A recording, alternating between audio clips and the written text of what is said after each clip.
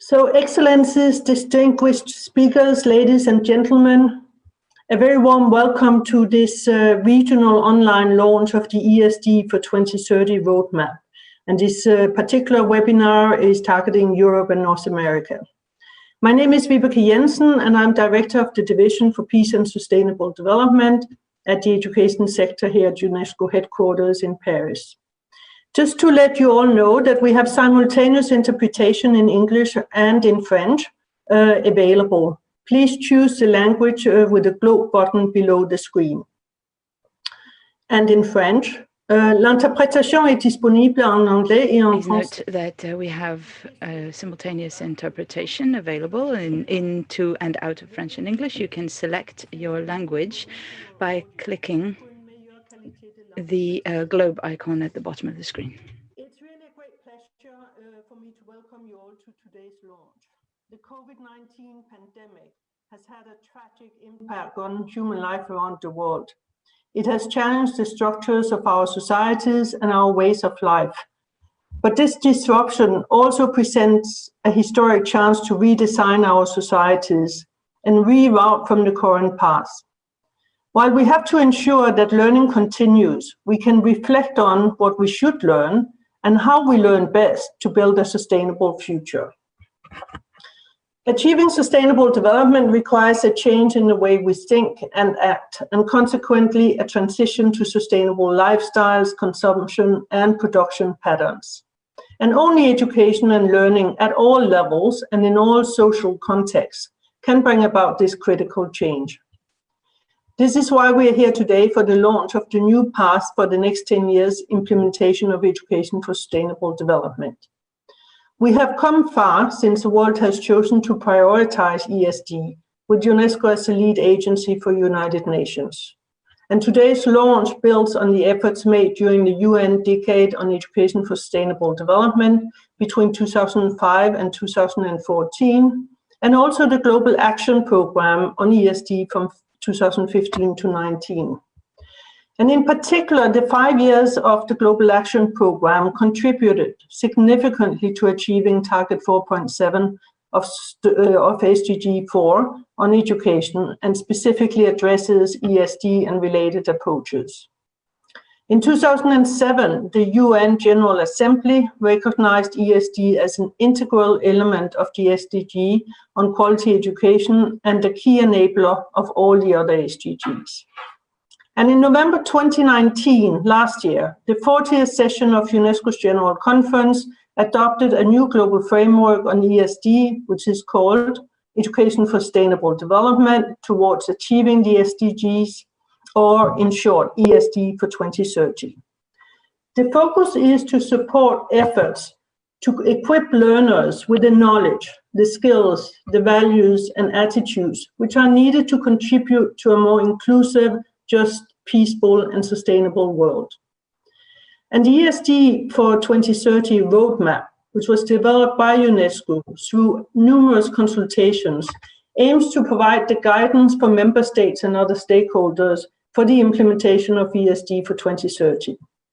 In particular, as this new framework and its roadmap calls for stronger leadership by member states to mainstream ESD in their education and sustainable development policies and practices. I'm deeply grateful to all the speakers today to share their achievements and future plans on ESD. I strongly believe that education is the one powerful tool we have to invest in to reach lasting change. Its effects cannot be seen immediately, but in the long term.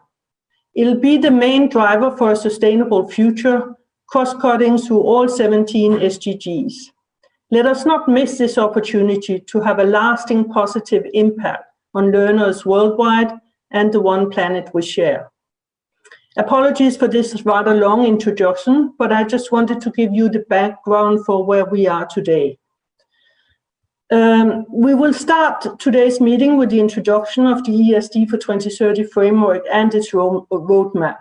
Then we have 2 rounds of panel discussions on the regional and country perspectives on ESD, followed by a short question and answer session. Now, to raise questions or share comments, please use the Q&A or comment function. And for now, I'd like to invite my colleague, Mr. Alexander Leicht, who's Chief of the Section of Education for Sustainable Development here at UNESCO headquarters, to introduce the new ESD for 2030 framework and the roadmap for implementation. Over to you, Alexander. Thank you. Thank you very much, Vibeke. I'm very happy to be here and have the opportunity to share an overview of the roadmap that we have developed over the last 2 years through a wide process of consultations. The roadmap, of course, will be valid for the next 10 years. The roadmap builds on the movement of ESD, which has been going on for really a number of decades already now.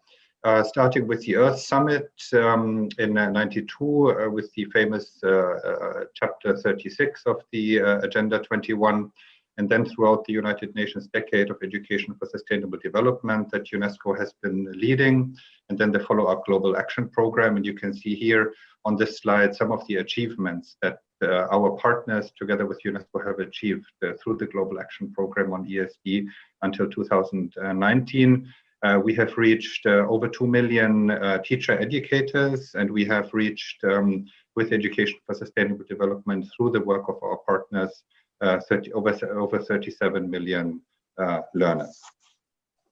Now, with the adoption of the SDGs, and then specifically with Target 4.7, ESD has received renewed momentum, and we have also received momentum for the emphasis of ESD as a key contributor to all the different sustainable development goals. We're at the moment now where we think it's good to remind ourselves of the extreme urgency that we are facing, and we found this very well captured in a quote from the Secretary General of the United Nations. What we know, what we believe in, and what we do needs to change. What we have learned so far does not prepare us for the challenge. This cannot go on. We must urgently learn to live differently. Learning really as a society-wide, as a global project for the Sustainable Development Goals. On this basis, really, and within this framework, we have developed our new program on education for sustainable development, with the goal really to build a more just and sustainable world through strengthening education for sustainable development and contributing to the achievement of the 17 Sustainable Development Goals through education. The roadmap that we are presenting today spells out a plan of action, makes suggestions for stakeholders from governments, educators, young people, any concerned stakeholders, how they can drive forward SDGs through education. And we have some ambitious goals. We hope that by 2030, governments mainstream ESD in their education and sustainable development policies. We hope that by 2030, all learners acquire the knowledge, skills, values, and attitudes necessary to contribute to sustainable development. We hope that by 2030, educators are well prepared to foster societal transformation for a sustainable future, that young people are strongly encouraged to be agents of change for sustainable development all across the world, and that all people in cities and communities are equipped for lifelong learning for sustainable development at the local level. The roadmap builds on 3 key features, 3 key assumptions.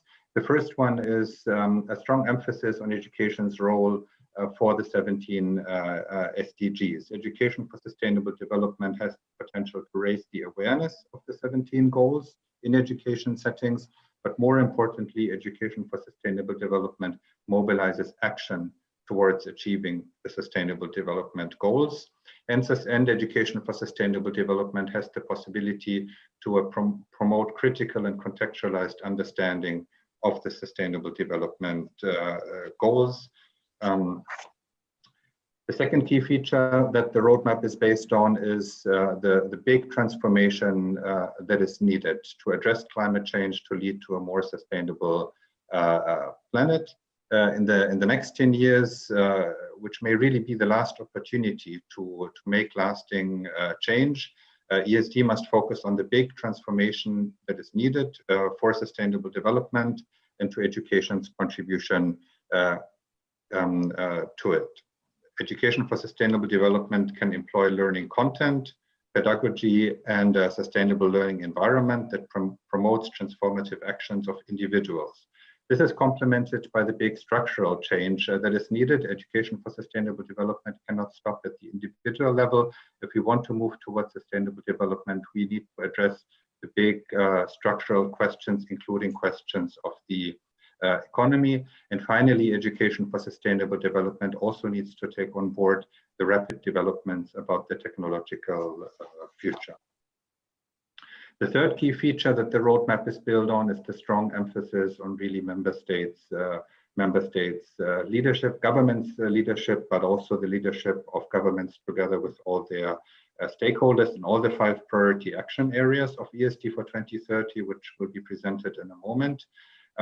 Through a multi-sectoral approach from the education sector, but also bringing in the environment and other sectors. And then the role of government also is, of course, to provide, to advocate for, and to mobilize resources for the implementation of education for sustainable development. We have identified through a long series of consultations with governments and then also with non-governmental stakeholders 5 priority action areas for ESD for 2030. They build on the previous program we have had, the Global Action Program on ESD. The first one, policy, creating the right kind of policy framework for education for sustainable development, integrate ESD into education policies and all policies that are related to sustainable development.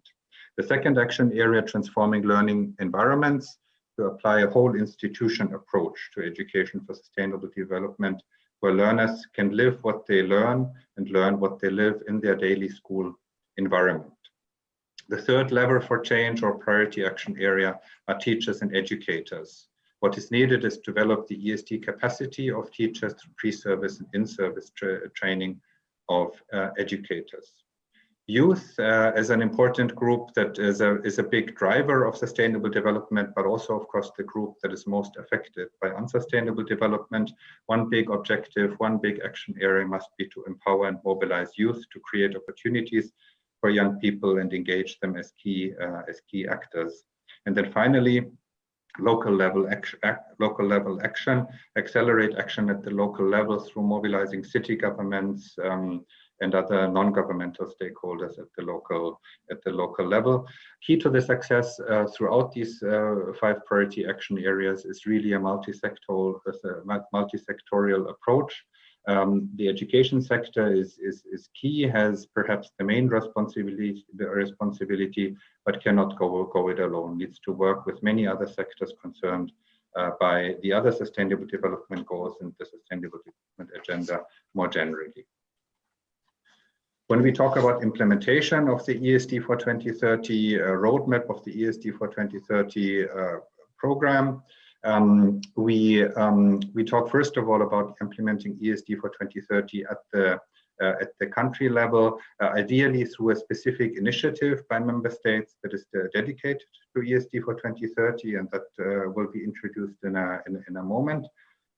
Secondly, at the global and at the regional level, UNESCO in particular will facilitate an inclusive network of partners, which is called ESD Net, and that will provide a regular platform to meet and collaborate, exchange, develop joint projects, and exchange good practices. Communication advocacy for action as the third big building block for the implementation of the program, supporting advocacy on the sustainable development goals throughout the education sector.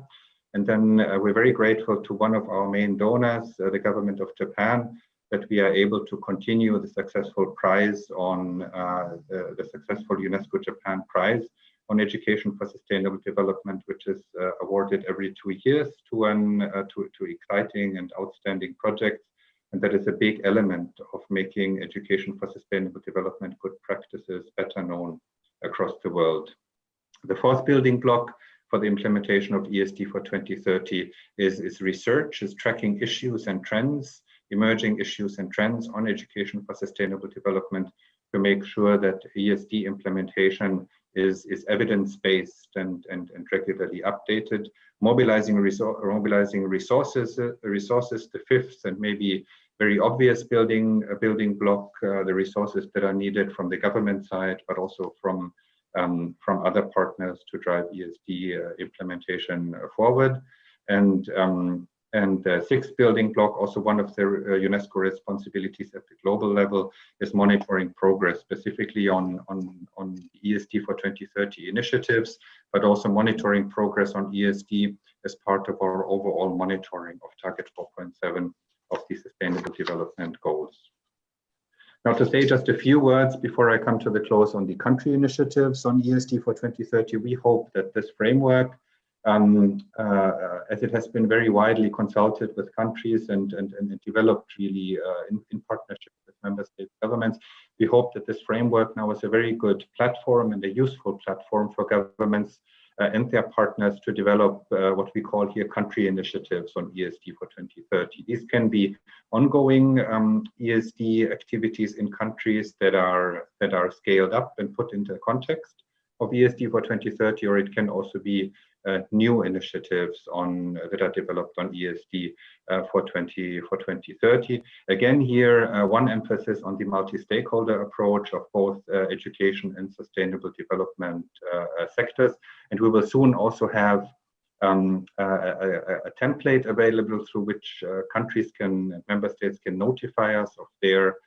country initiatives, so that we are able from UNESCO to provide technical support where it is needed.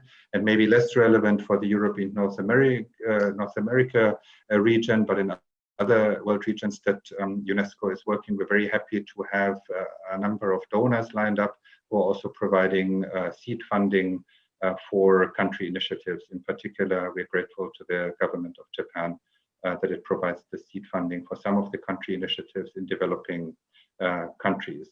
So on this basis, UNESCO stands ready to provide technical support and help organize multi-stakeholder workshops and processes in countries. And then we also have the opportunity to present some of the first successful country cases at the UNESCO World Conference on ESD, 17th to 19th May 2021, which is kindly hosted and supported by the government of Germany. Unfortunately, of course, due to the recent developments, we will have to hold the meeting mostly online.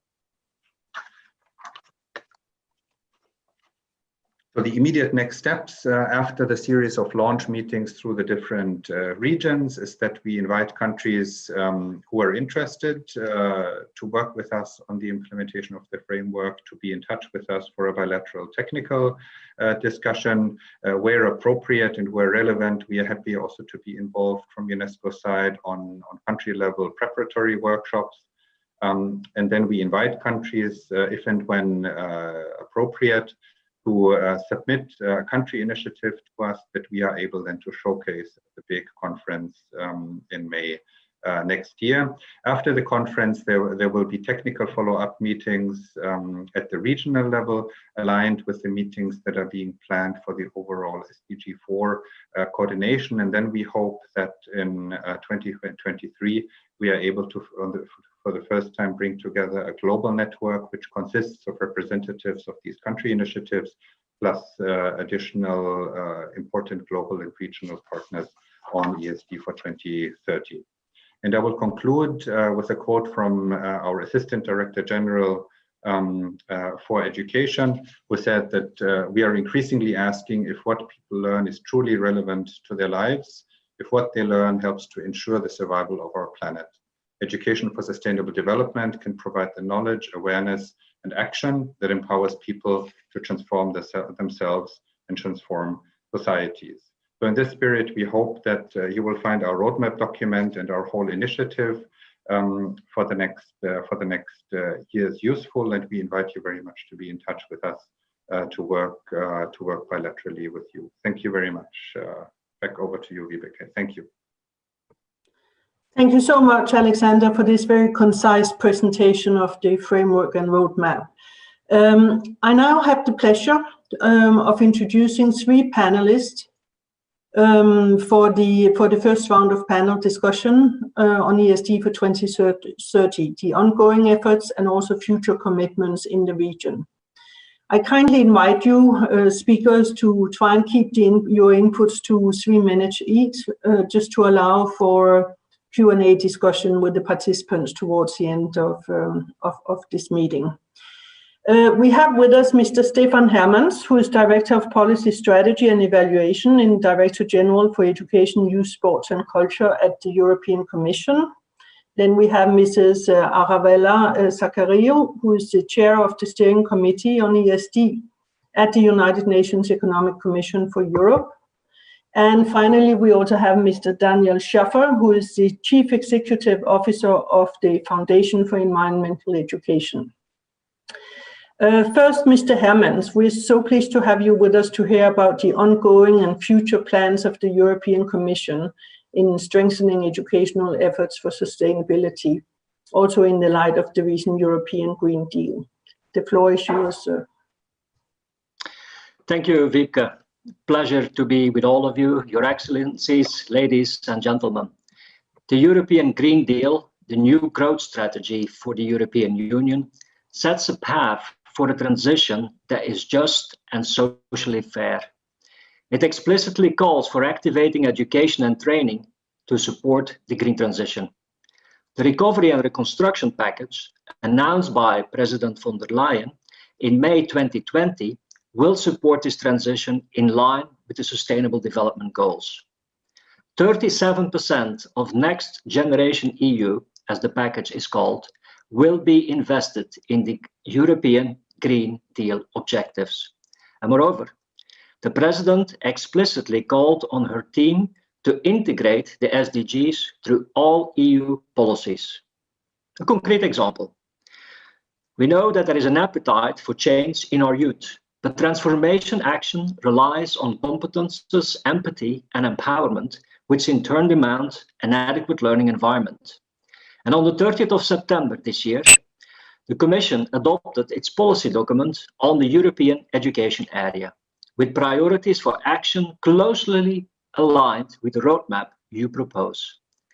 Its 6 dimensions tie in with the SDGs, and its EU quantitative targets will drive the joint agenda in education for the next decade.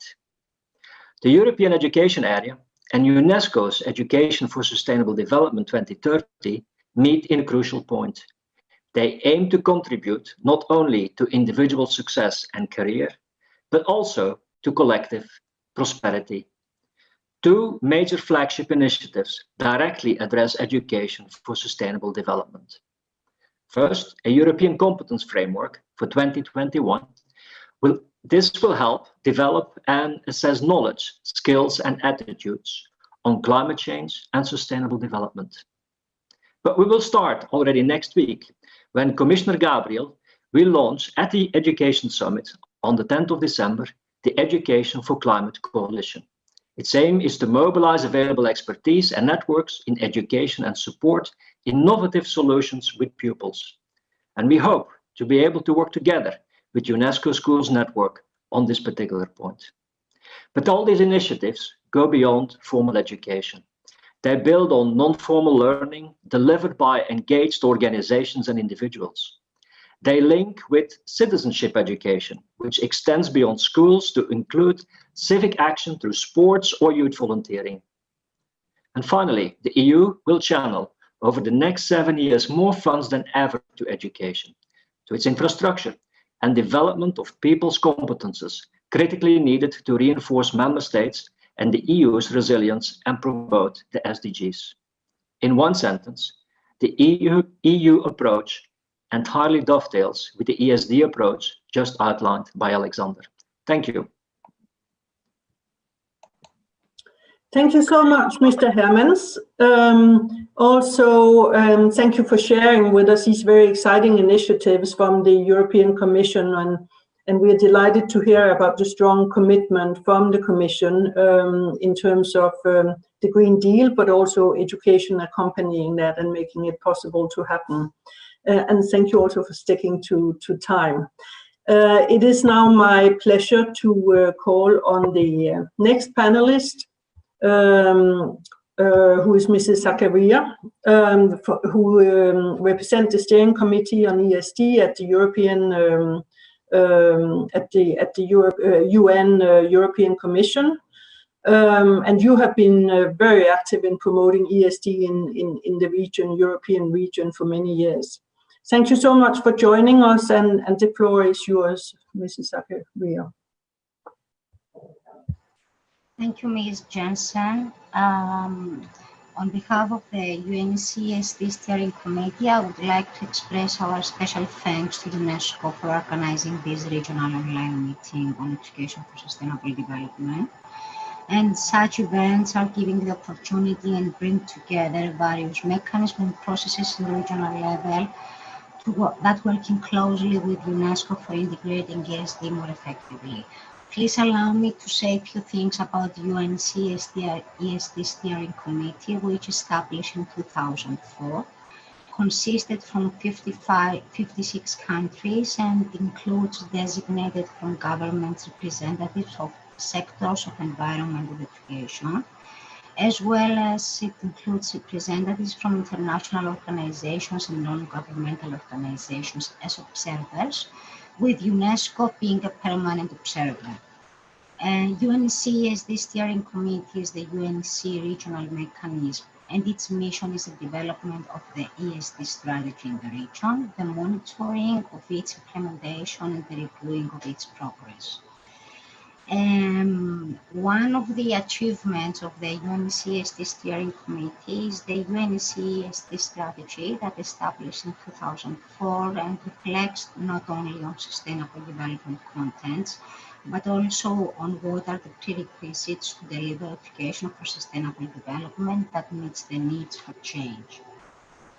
The UNCSD strategy is a live document and is reviewed according to the challenges and priorities that emerged from ESD, as this derived from other global and other regional commitments, as UNESCO ESD Decade for ESD, and now the roadmap, the UNESCO roadmap for ESD, and now the UNESCO on ESD at 2030.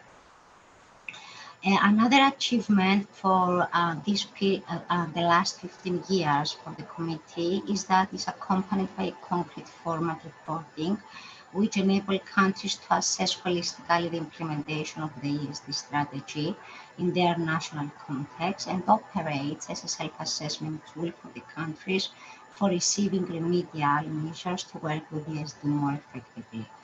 The national reports that's submitted in every evaluation cycle, is an important tool for providing an overview about the status and ESD interpretation in the UNC region. Another important priorities that achieved through the UNC region is the work plan activities based on priority areas of the UNC strategy, which has to do with the ESD competences, the ESD whole school approach, and guidelines for ESD teacher education, and of course the enhancement and strengthening of international and regional cooperation with the impact of formation of other regional policies on ESD, capacity building activities for ESD in between countries, and exchange of good practices between countries and regional and international organizations. Where we want, what are the future plans and commitments, and where we want to go. The UNC ESD Strategic Plan 2030 in the UNC ESD Steering Committee is a key priority and is taking in consideration the global commitments, including the ESD for the 2030 Agenda of UNESCO, as well as the Agenda of Sustainable Development Goals. And given this context, the UNC ESD Strategic Planning for 2030, and considering the previous... Mrs. Zakaria, there's a little bit of problem with the sound. Could you try and put the mic a little bit closer to your mouth? Because the interpreters... Yes. Apologize. Can you hear me now better? I think it's better. I think it's better. Thank you so much. Thank you. So given this context, the UNC strategic planning for 2030 is aligned with the 2030 Agenda of UNESCO, taking in consideration the previous frameworks of the UNCSD implementation. It's an ambitious document and fully aware of the momentum of change in crisis we are in. This strategic planning is based on 4 critical strands, which reflect the major needs for ESD as an integral part of the education system and the society as a whole. The first strand is about quality education and ESD, which adopts a lifelong and life-wide learning perspective, and develops frameworks and support systems for educators, curriculum developers, and education administrators with responsibility for quality and standards. The second strand is about whole institution approach, which embraces not just formal education settings, but also settings that are not necessarily associated with pedagogical practice, such as institutions that providing non-formal education and informal education.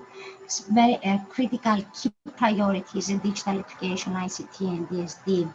Focus on key issues related on how we can use them in a proper way to support the necessary transformations towards more sustainable futures. And the fourth strand relates with entrepreneurship, employment, and innovation, trying to reveal the importance of employment, entrepreneurship, and innovation for a radical shift of our consumption and production choices towards sustainable models in the framework of a green and circular economy. This UNCSD strategic planning is based on policy tools on ESD that will be developed according to the strategic plan. It has to do with the work plan activities and the implementation of four priority strands, the revision of the format of reporting, and of course the production of publications based on these four strands. Another important initiative in the UNCSD ESD Steering Committee is the empowerment of youth. So in the 14th meeting of the Steering Committee established the Youth ESD Steering Committee in the UNC region with the aim to empower the youth to have a greater say in decision-making processes that directly affect them, with the aim to involve the youth in planning and making decisions on ESD and of course in UNCSD Strategic Plan 2030. Establishment of a mechanism of engagement, of course, to create an active platform of communication with other processes led by UNESCO and 2030 Agenda. The strategic planning it will be adopted in the UNC 9th Ministerial Meeting Environment for Europe, which has been rescheduled after the pandemic for 5th to 7th October 22 in Cyprus. Thank you. The floor is back to you. Thank you so much, Mrs. Zakaria, and thank you for sharing the very, very comprehensive work you are doing in the European Commission and have been doing for quite a while. It's really very interesting, and I see a lot of connection points between you and us and what the European Commission is also doing. It's now my pleasure to pass to the last speaker in this round of panel interventions.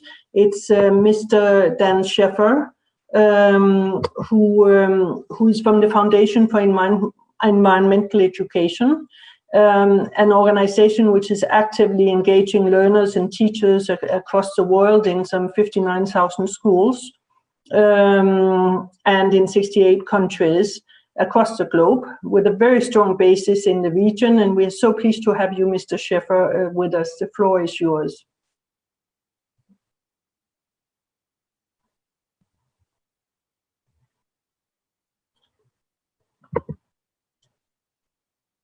We cannot hear you. I think you have to unmute your mic.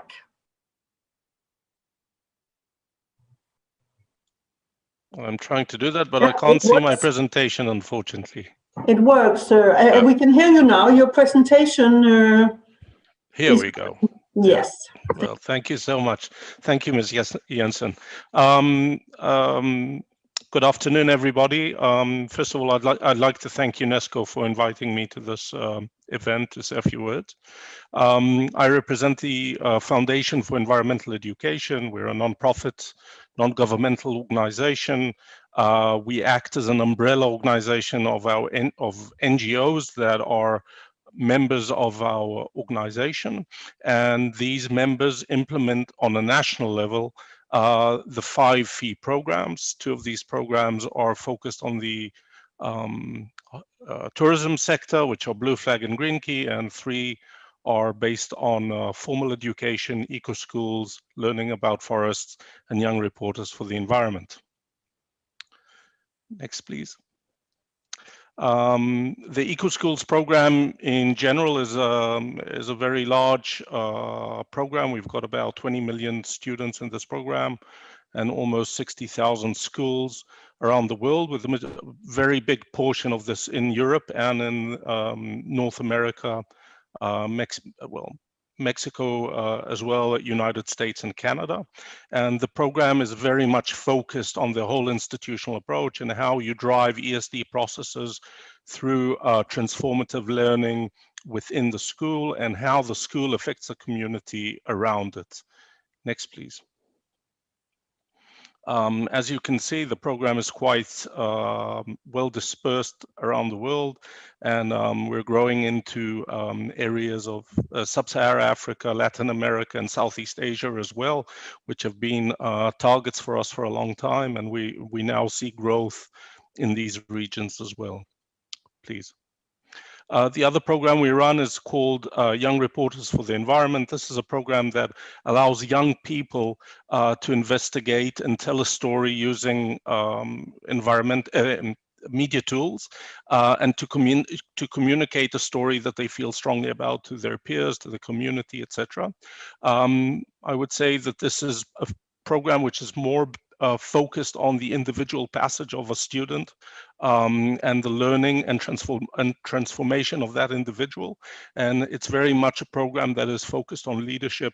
And we can see that the young people coming out of this program are definitely taking positions of leadership, driving other youth initiatives, etc. Next, please. The last formal educational program that we have is called Learning About Forests. We call it LEAF. It's very much about the connection of students back to nature, something that we find that we're lacking today, especially in urban areas around the world. How do we get our young people to reconnect to nature and to create that personal commitment and investment in natural areas?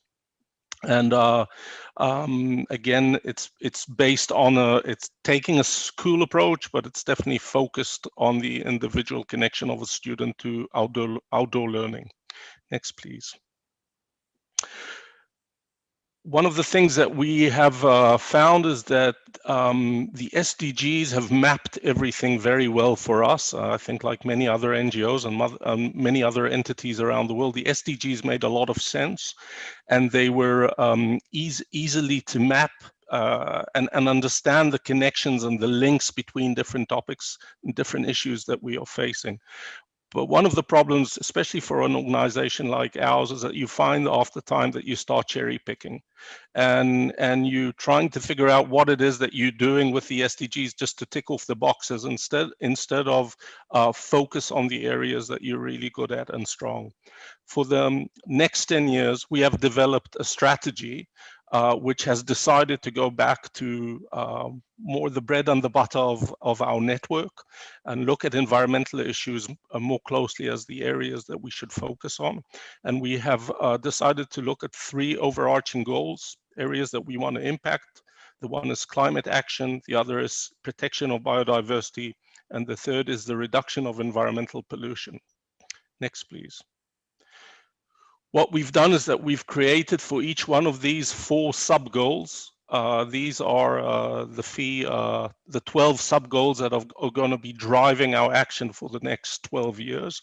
And I brought just 2 examples because I only have 3 minutes to talk to you. But this is one example. So the sub-goal would be to increase climate change knowledge to drive impactful action. How does a network like ours bring the capacities that we have, and how do we build extra capacities into this network to be able to increase this climate change knowledge and to drive this impactful action? We very much hope that the Green Deal will provide the resources and the opportunities for many initiatives throughout Europe to work with us on these on this goal. And as you can see, it's very clear that the goal like this is connected to many of the SDGs, and it drives closely with agenda. It's driving basically towards the implementation of the SDGs. Next, please. Another sub-goal, for example, that we have taken from another area is to promote sustainable management of the coastal zone. So how do we create educational programs? How do we create increased impact of programs like the Blue Flag that we're running in the way that municipalities, local areas, and governments manage their coastal zones? And obviously, this is not only to be implemented within coastal regions, but definitely landlocked countries have a lot of impact on what's happening in the marine and coastal environment as well, so they can definitely do this. So these I have 12 of these slides where we're setting these very precise targets that are driving our action towards the implementation of the SDGs, and really what is up to us now is to create a basket of actions and plans that will help us drive our organization towards these goals. So that's that. A lot of work ahead of us, and thank you very much. Thank you so much, Mr. Schäfer, for being with us and for sharing some of these very, very interesting hands-on examples that you have from the work of your organization. Thank you to all 3 of you, Mr. Hermans, Mr. Zakaria, and also Mr. Schäfer, for sticking to time and yet give us a good impression of and feeling for what you're doing in your organizations. We will now move to the second panel discussion, but I'm asking the 3 of you, if you can, to please stay on. So if there are any questions for you also, we'll be able to respond towards the end of this meeting. But the second panel discussion is focused on country perspectives. And we have 4 countries with us. We have first Thomas Greiner, who's the Deputy Director General for Lifelong Learning at the Ministry of Education and Research from Germany. We have Mrs. Anna-Karin Johansson, who is the Secretary General of the Swedish National Commission. We have Mr. Sultan Marusa, who is the State Secretary for Public Education, Ministry of Human Capacities from Hungary. And we have Mr. Edouard Jeffrey, who is the Director General for School Education, Ministry of National Education, Youth and Sports here in France. I will turn first to Germany, who indeed has been one of the leading countries on ESD with a strong multi-stakeholder approach, and is also the generous host of the UNESCO World Conference on ESD, which will take place in May next year in Berlin, and partly also online. Mr. Greiner, thank you so much for joining us today. The floor is yours, please. Thank you. Ladies and gentlemen, dear colleagues, good afternoon from Germany. Let me first thank UNESCO for the kind invitation to present Germany's ongoing efforts in implementing education for sustainable development into our education system in its whole, and to give you an idea of our future commitments with the new UNESCO program ESD for 2030. Let me tell you about the ESD structures we have set up in Germany, and which can be an example for the countrywide multi-stakeholder platform. The introduction of a topic of sustainability into a whole education system needs a lot of support, a lot of players. Therefore, we followed UNESCO's recommendation to set up a multi-stakeholder network for ESD in Germany. We started a joint agenda process in 2015. As we, the ministry, had committed ourselves to organize and finance the whole process, we had to tackle big questions like, how can we succeed to bring all relevant actors together in a structured process? What can we do to make them agree on a common action plan? Today we know a multi-stakeholder process is possible and can succeed. In Germany, more than 300 actors from civil society, science, business, the federal states, and local authorities work together intensively in 6 expert forums, partner networks, and a youth forum coordinated by the main steering body on ESD in Germany, the national platform ESD. Now that we are starting the new program ESD for 2030, everybody is committed to continue the cooperation. They still share our goal of implementing ESD along the chain of lifelong learning. So the common work will continue. Next slide, please. The second effort I would like to share with you is the adoption of a German national action plan on ESD in 2017 by our national platform. This plan defines 130 objectives and nearly 350 measures to scale up ESD in the German education system. Education plans and curricula are targeted, as well as pre- and in-service training and education of educators in formal and non-formal education. All members of the national platform serve as advocates of ESD and are committed to the action plan. This plan was a milestone for education for sustainable development in Germany because it belongs to all participants of the national process, not only to the federal government, but also to the states and municipalities, to academia and the civil society. They all stand for these goals and measures. The action plan addresses all 5 priority actions areas and will be implemented until 2030. Next slide, please. My third point concerns our new priority within the new UNESCO program ESD for 2030. Our new focus is currently on the interlinkage between digitization and ESD. This is partly in reaction to the pandemic, but it was already on an important topic before COVID-19.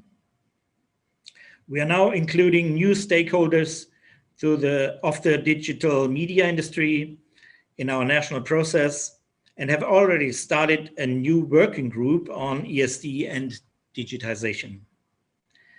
A very special digital event will take place next year in May.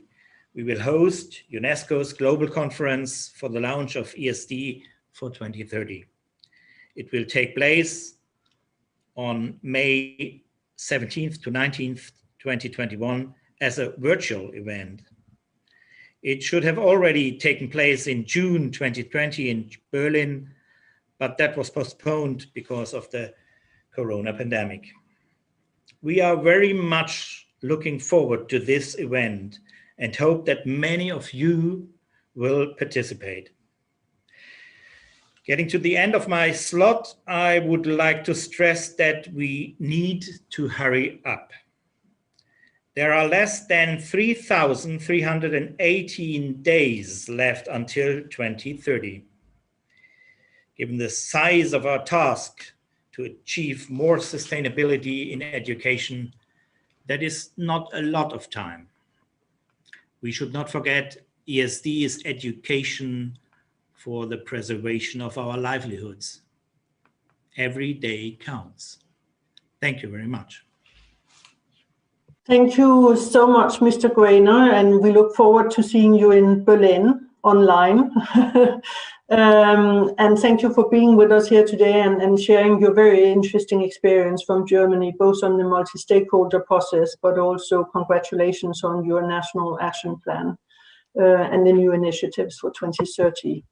It's my pleasure now to turn to Sweden, who's the host country of the historic 1972 UN Conference on the Human Environment, which took place in Stockholm.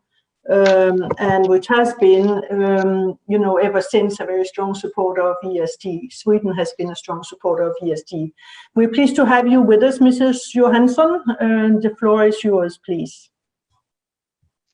Thank you so very much, and thank you for organizing this very important conference. Education for Sustainable Development is, as you said, a long-term commitment for Sweden, and I would say that it is today incorporated into regulations and key policy documents at all levels of the Swedish education system, including higher education. However, there is still no overall picture of how education and learning for sustainable development are conducted in schools. Systematic implementation is a challenge, and monitoring is essential to follow up on how implementation is carried out and what can be improved. And to provide more knowledge, the Swedish School Inspectorate is right now conducting a quality audit. The purpose of that audit is to examine the quality with which the schools work to ensure that learning for sustainable development is characterized by the education as a whole. The result of the audit are expected to be published shortly, and of course that will be an important foundation for the work forward. So monitoring and implementation is one area that is very important and that I wanted to stress today. The other area I would like to stress is the need for a holistic and integrated approach to education for sustainable development. Education should not stop at providing knowledge about the conditions in the world, but as many of you have already said, also promote the will and ability to influence development in a sustainable direction. Therefore, education for sustainable development should not be seen as a separate subject, but instead as integrated into education systems. Also, education for sustainable development is an integral part of achieving the 2030 agenda and should not be treated as a separate track from work on the agenda. In an effort to increase awareness of the 2030 agenda, awareness of the Swedish national environmental goals, and to further the teaching of sustainable development and environmental issues, the Swedish National Agency for Education has been tasked to support teachers in seeing the connection between the curricula, their own teaching, and the 17 SDGs. We hope that that will also help in pushing the agenda in Sweden, and we look forward to taking more initiatives and work together with many of you in the future. And thank you so much for today's presentation on the way forward. Thank you so much, Mrs. Johansson, and thank you for being with us here today and sharing these important aspects of what is happening in Sweden. And I think we would all be looking forward to reading that report when it comes out, because this issue of maybe having good policies and good intentions, but really looking at how they're also translated into action at the school level is something not only Sweden, but I think most countries in the world are still really looking at how they can how they can strengthen this area. So thank you so much. And I, without further delay, I'll turn to Hungary, which is a country well known for her leadership in the promotion of the whole institution approach to ESD. And I welcome Mr. Marusa to speak a bit more about what is happening at the level of Hungary on ESD. The floor is yours, sir. Thank you, ladies and gentlemen. Good afternoon, and thank you for organizing this nice event. The government of Hungary is dedicated towards sustainable development. We consider the role of ESD within this so strong that even our constitution in force from 2011 declares the responsibility towards future generations and collaboration for sustainable development as our shared national value. However, ESD doesn't only appear in our central documents. We are proud of turning our dedication into action. Therefore, I feel honored to share some of Hungary's good experiences and some of our future plans with you.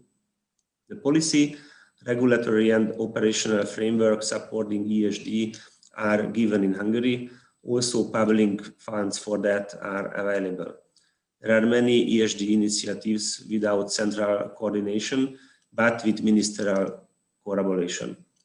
In Hungary, the Green Kindergarten Network and the EcoSchool Network, with their respective self-assessment and award systems, are efficient representatives of the whole school approach of ESD.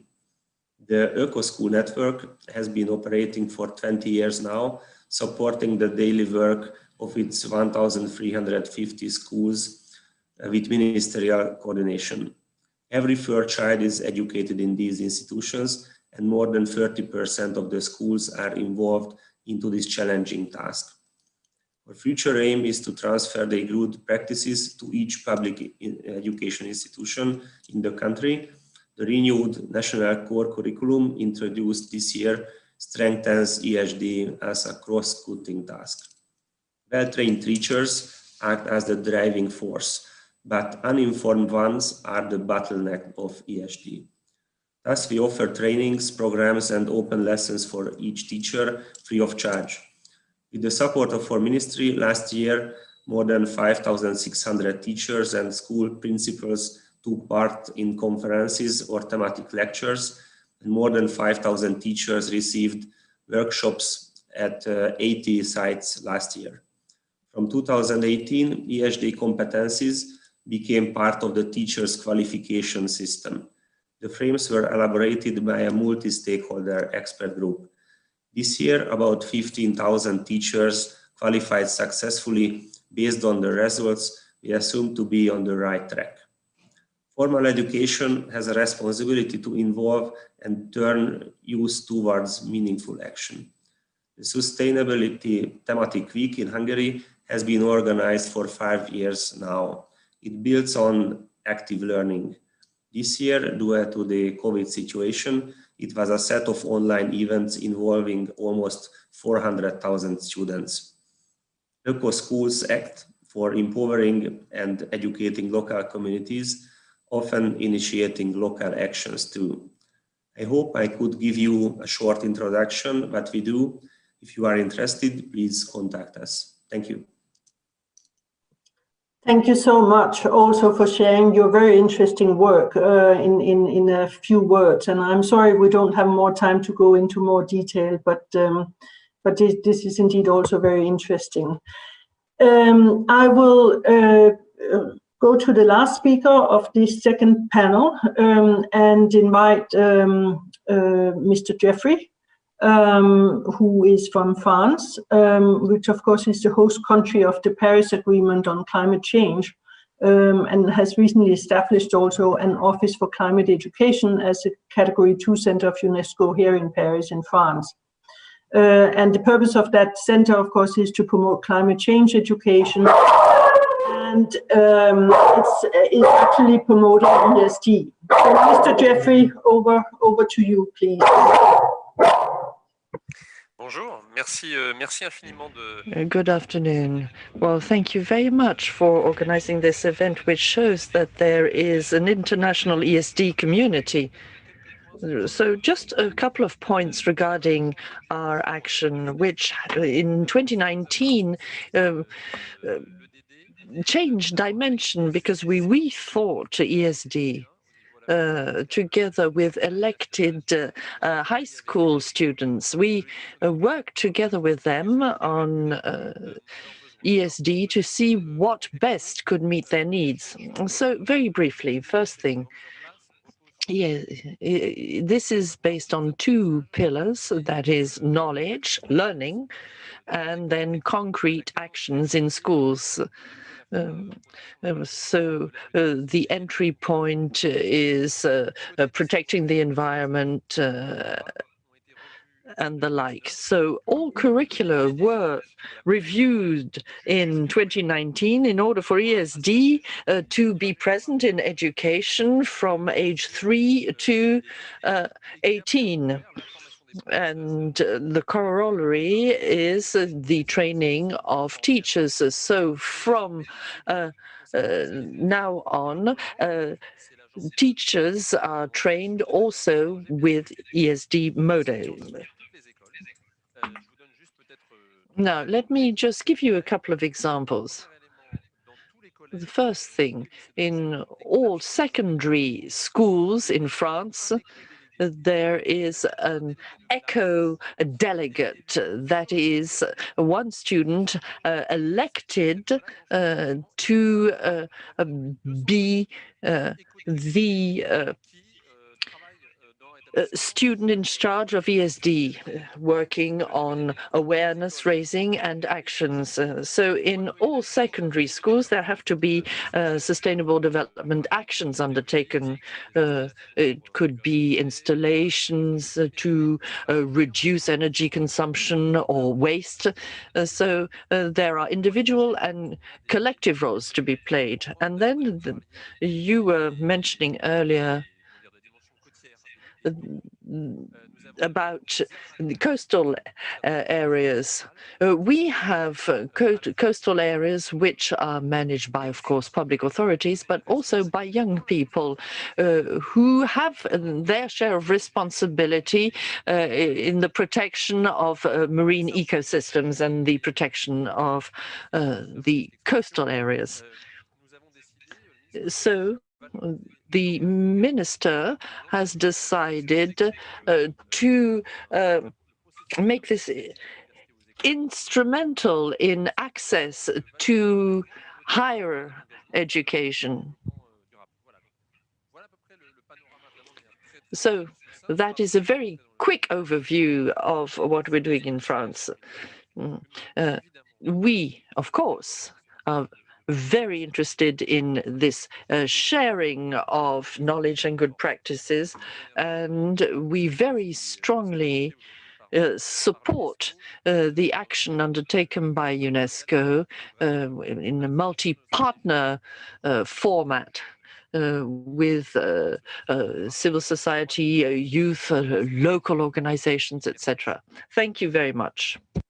Thank you so much, and apologies for not having too much time left, but you managed to give us a very good impression of what is happening in France and the new initiatives, and congratulations on the setting up of the new center. We really look forward to working with you in that capacity also. Thank you so much. We are now taking questions from the audience, and already quite a few questions have already been posted in the chat. And I'll start off with something that several of you have spoken about, and I'm not necessarily asking all 7 of you to respond to it, but if maybe 2 or 3 of the panelists would like to say a few things. It's about youth. There's a question about how can youth be engaged in this development at the earliest opportunity, so that they and their parents can be empowered to ask for ESD in the mainstream education. I believe that waiting for top-down change delays and dilutes ambitious agendas. So is there any of the panelists who would want to say a few words about how we can really engage and empower youth to strengthen the educational outcome with regard to education for sustainable development? Can I come in immediately, Wipke? Stefan Hermans, European Commission. Yes, please. No, because this is indeed a very important issue that is raised. And the way we have been approaching it from the perspective of the European Commission is that indeed just a top-down approach of an European institution making a recommendation to the member states that is important in its own right, but we also need something which is much more bottom-up driven. And that is also why we have been preparing this work on this climate coalition for education, which exactly tries to mobilize, to valorize the dynamism that we see from young people. And that's also why it is not just for schools, but also beyond it, where young people are working together, where young people are taking initiative. So it is not just a question of acquiring skills or acquiring competences, but it's also a question of engagement, of action, and also a change in behavior that one follows up on this. So this is really what we have been trying to do. And I mean, as I mentioned earlier, the Commissioner will formally launch the coalition at the Education Summit next week. And from that moment onwards, I mean, our door will be open, so to speak, and we'll be very much looking forward with schools, with teachers, member states representative, NGOs, etc., to work very closely together on that. So thank you. Thank you so much, Mr. Hermans, for that. Is there any of the other panelists who would like to say a few words about youth? Mr. Jeffrey? Yes, please. Jeffrey? Peut-être pour la France? Oui. Oui, merci beaucoup.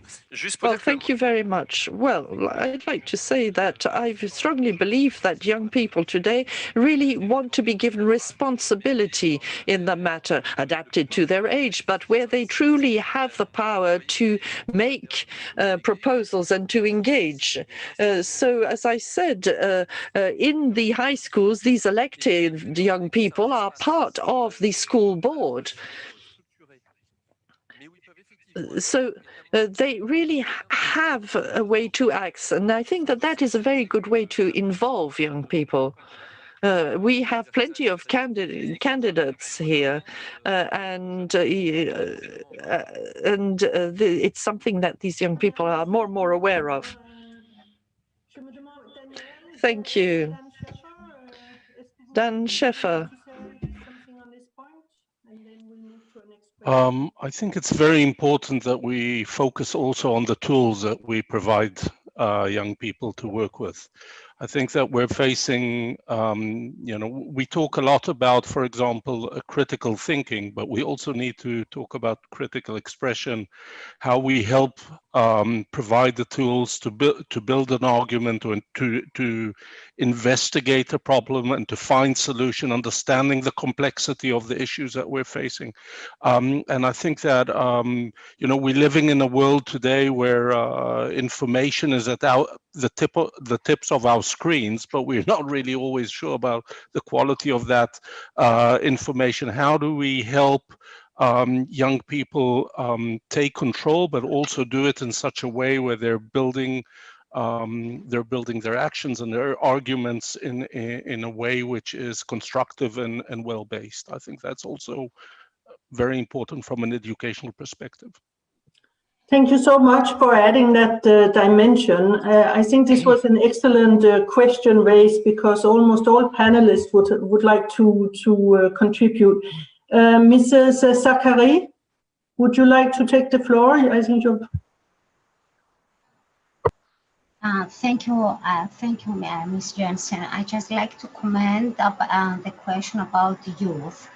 I think that it's the time now to give to the youth the real role that they have in the participation of design and development policies.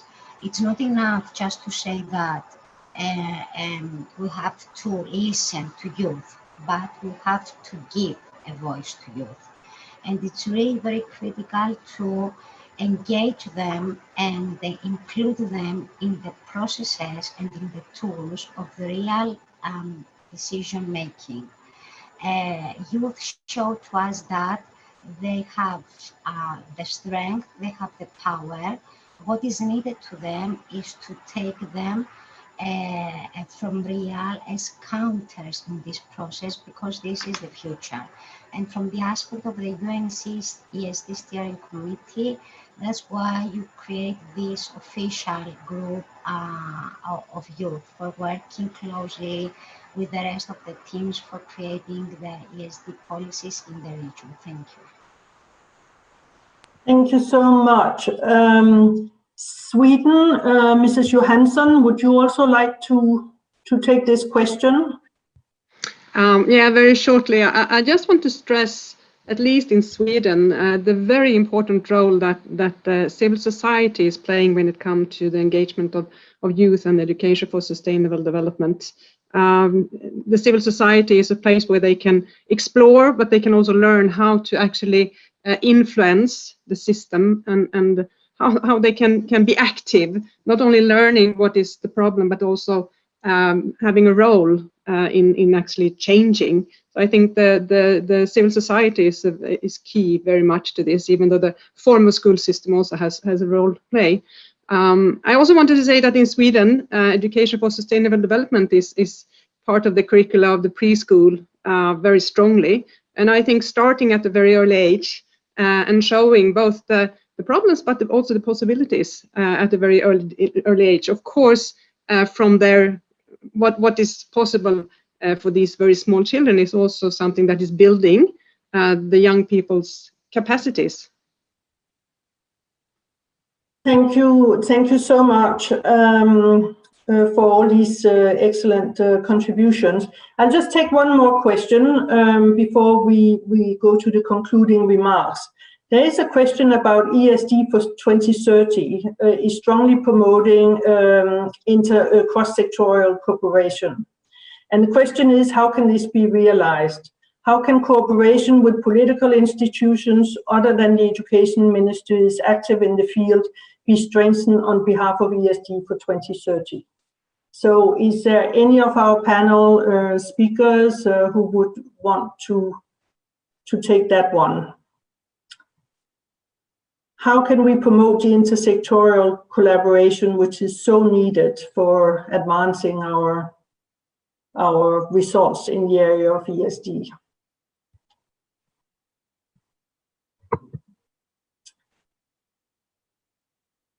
Anyone wanting to take that? I can. Yes. Go ahead. I think this is something that we are thinking about a lot in Sweden right now, and I just wanted to say that I was very inspired by the German example here, how to work with all the different stakeholders from different parts of the society, and I just wanted to thank you very much for that inspiration. I just wondered if.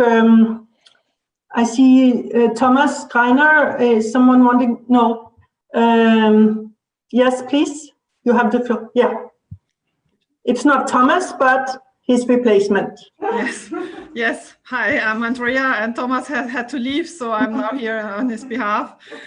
Yes, I just wanted to say we have this multi-stakeholder platform with participants from all sectors of society, from the government side, but also from business, industry, NGOs, and so on. And referring to the last question, we also have an important youth participation. It's called the UPAN, and they have their own budgets. They have their own support from personnel that we pay. They are doing conferences, they are doing other formats, they have now made a hackathon and so on. So they have seats and say in all these different formats that in international platform, but also in the expert forums. So we have tried to get together all parts of the society in our national platform. Thank you so much for sharing that. We have really come to the end of this webinar, and I'm pleased to say that we have our Assistant Director General for Education, Mrs. Stefania Giannini, with us to give the concluding remarks. But before I hand the floor to you, Stefania, I just want to really say thank you very much to all the panelists and also the audience for your excellent questions. There's still a lot in the chat. We have taken note of them, and of course, everyone are free to contact us, later tomorrow, in the weeks to come, and we hope to have this conversation going. But thank you so much for your active participation, and thanks again to the panelists for being here. So, Stefania, are you here? Yes. Over to you. Can you see me? Yeah, now I can see you. Thank you. Thank you. Thank you very much, Viveke. Good afternoon, good morning. I see a lot of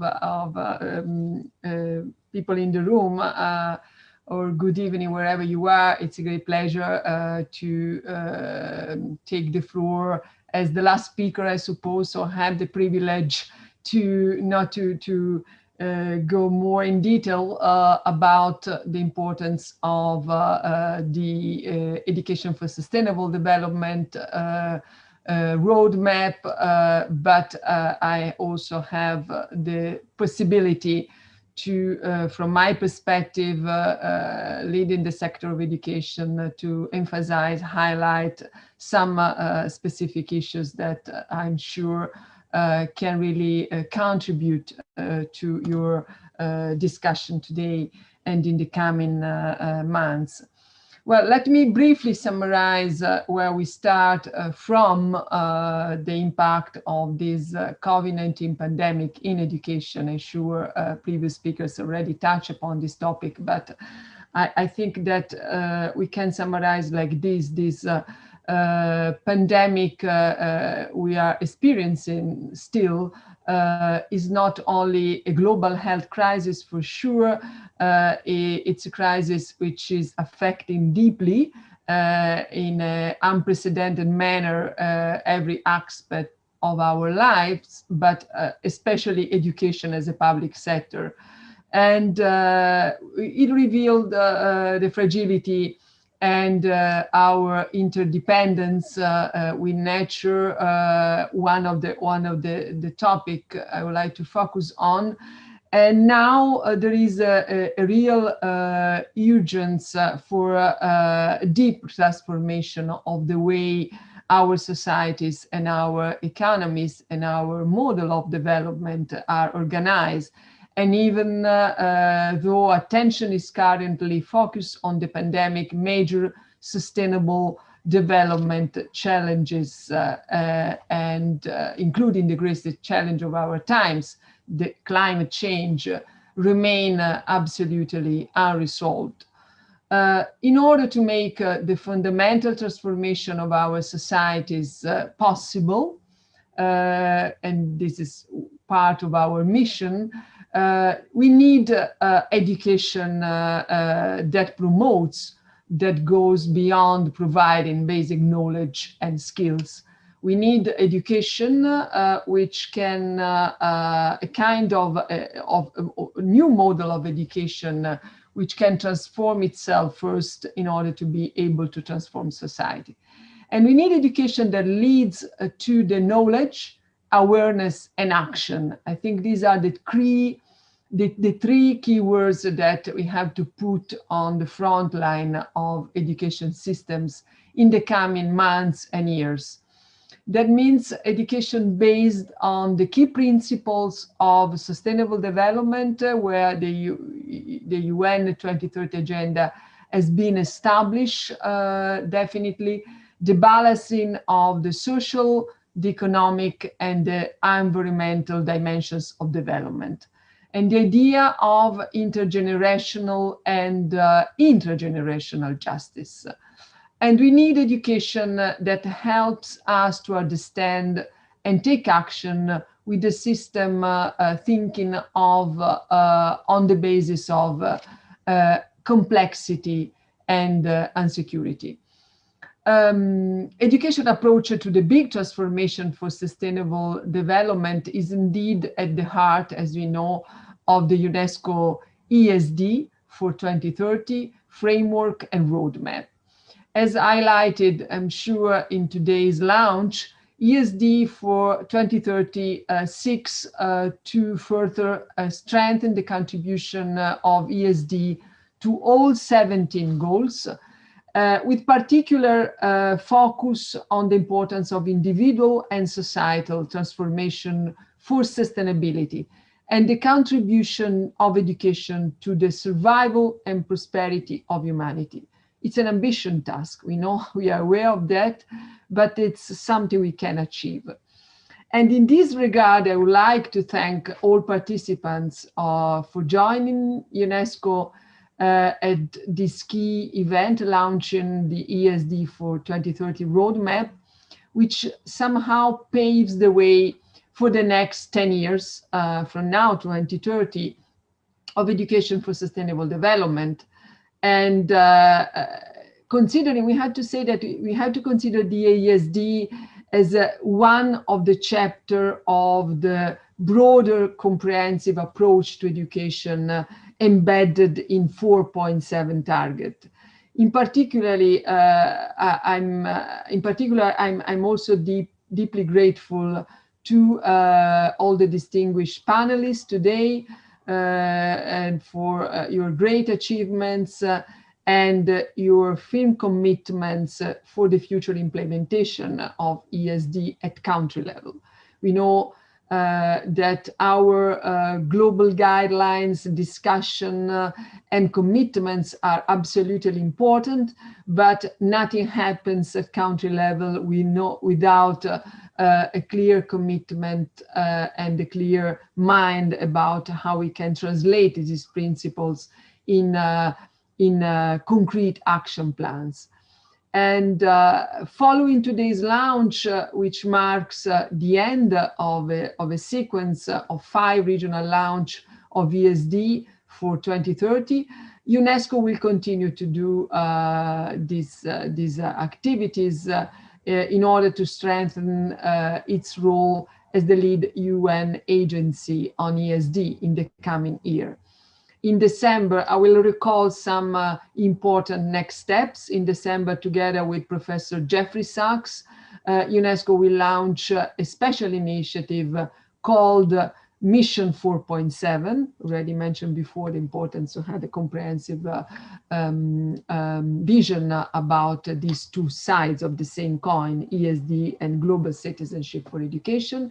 And it is about mobilizing action on achieving SDG target 4.7 itself. UNESCO World Conference on ESD, as you know, will be held in May next year, 2021 in Berlin. Thanks to Germany for the generous support to this conference, and more generally speaking, the political culture support to ESD. And thanks for creating with us the momentum for countries to place ESD at the heart of their education agenda. And another step very important is, of course, next year still the climate change COP26 in Glasgow, November, where we aim to bring the commitments of education ministers together to embed climate change and ESD in education systems. And this important event will be anticipated somehow by another important in Italy, in Milan, in September next year, which is the Youth Summit on Climate Change. Well, a very intensive roadmap in front of us. There is no time to lose, and I think that all of us, policymakers, learners, educators, local community leaders, youth first, and mostly, and private companies and universities as well, we need to break down the silos, work together, as this topic is one of the most cross-cutting for sure within the 2030 agenda. And I thank you again for your participation, commitment today, and I look forward to working with all of you on this fantastic, amazing journey in the coming weeks and months. Thank you very much, Vibeke, for your leadership on this topic, and all our colleagues in your team. Thank you so much, Stefania, ADG, for taking time to be with us today and for your concluding remarks. And indeed, as you say, we will have a very busy year ahead of us in the ESD division. But we're looking forward to it. This brings us to the end of today's webinar. I just want to mention that the meeting has been recorded and is available on UNESCO's YouTube channel. And you can find presentations and further details on the country initiatives that Alexander Leicht also talked about. And we'll be looking forward to working with all of you to move forward on the agenda globally, but of course also regionally and also at the country level. So thank you so much for meeting with us today, and have a good day. Thank you.